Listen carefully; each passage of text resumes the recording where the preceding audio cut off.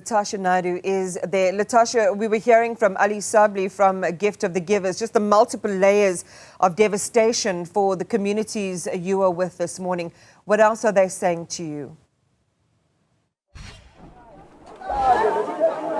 Good morning, Iman. Yes, that scenes of devastation and utter heartbreak all around us at Zolweni informal settlement in Dunoon in Cape Town. Just before 8 p.m. last night, it's believed that an electrical cable caused a fire to spread in one of the shacks throughout the settlement, destroying over 30 shacks, displacing over 150 people just days before Christmas.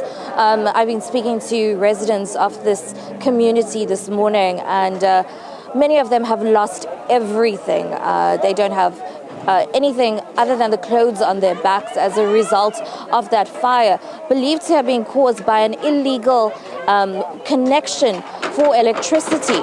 Now, I've been speaking to residents, and one such resident is Nomawethu Simbiti, who has lost everything in the fire. Fortunately for her, her two young children were on their way to the Eastern Cape. She was alone in her shack, but the property was razed to the ground. She literally has the clothes on her back, and she's upset, she's heartbroken, and she's also angry because she says that this could have been an avoidable accident. Nomawethu, thank you for speaking to us. I know a lot of heartbreak and anger coming from you this moment. This is the second time you've lost everything in a fire in this community, and you say this could have been avoidable. Yes. If the city of Cape Town could have taken the action 2011 or before the year 2011, this could have been avoided, because this is not the first time. I think it's the fourth time now. You were one of the people who were affected by these shack fires last night, but you were also the person who alerted your neighbors that this fire was going on and possibly saved many lives. Yes, I was the one who saw the fire. I was the one who saw the smoke coming from the back of my neighbor through to my shack, and then I went outside. I was curious. I wanted to know what is happening, because I did not even plug anything in my house, and I wanted out. When I got that side of the shacks, I went to the other yard, and then I saw the other guy was trying to stop the fire inside his house. And then I asked, and then there was a smoke inside the house. I don't know the guy, so if there was a spark inside the house or something like that, but there was already the staff outside that was trying to stop the fire on it. So I went out because I thought maybe the fire stopped. I went out to check on my house. When I enter inside my yard, the fire was already in my house, and my neighbor also. I couldn't save even anything. My IDs, my wallet, my stuff, my clothes, my food, everything, even my furniture. I have nothing right now.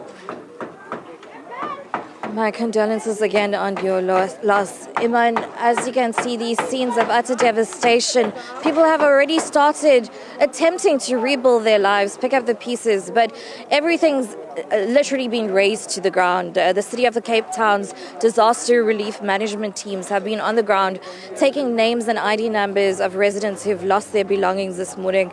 Aid organisation Gift of the Givers is also here assisting families who have lost everything. But as you can see, community members are already starting to pick up the pieces of their lives, trying to rebuild what little they have once again, just days before Christmas. And parents I've been speaking to as well, concerned that their children don't have school uniforms for the new year. So all these concerns as a result of this fire that tragically spread through this community in the early hours of the evening yesterday. And we'll be on site for the rest of the day to see how emergency relief crews are assisting families and also speaking to community members about what next. This isn't the first time that these fires have devastated this community. So we'll be speaking to them about how they're hopefully looking to rebuild their lives in the future with the assistance of the City of Cape Town's disaster relief teams and fireproofing methods, which I'm told that they will be assisted with in the near future. Iman. And you know, Latashia, just watching that and listening to her story, her saying this is the second time that she has lost everything and has to rebuild, it really makes you stop and think. I mean, for all of us who have to lose something once and then twice, everything and rebuild, what must that feel like? And it's really important to have that appreciation under these conditions where people who are living in the informal settlements in darkness, in overcrowding, in shared facilities, with everything at risk every single day, the psychological burden that they bear.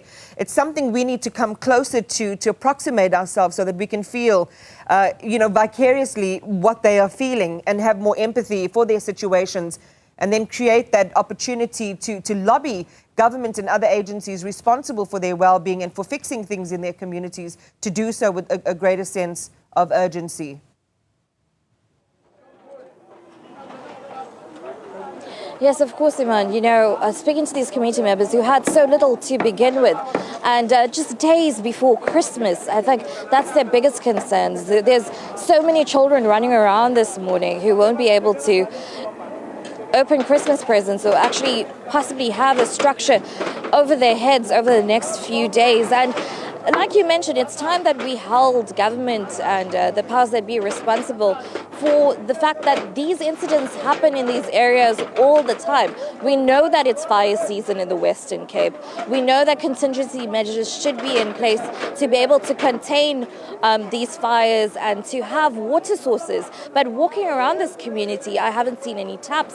I haven't seen anything that would possibly assist to these community members to put out fires in the case of an emergency. So a lot of questions for the powers that be, particularly the City of Cape Town and their disaster management teams, because like Nomawethu mentioned, this could have been avoidable. This was caused by an illegal connection of an electricity wire, and now over 150 people are displaced and have lost essentially everything just before the Christmas period, Iman. Latashia Naidoo, thank you for that update live for us from the Zolweni informal settlement in Dunoon.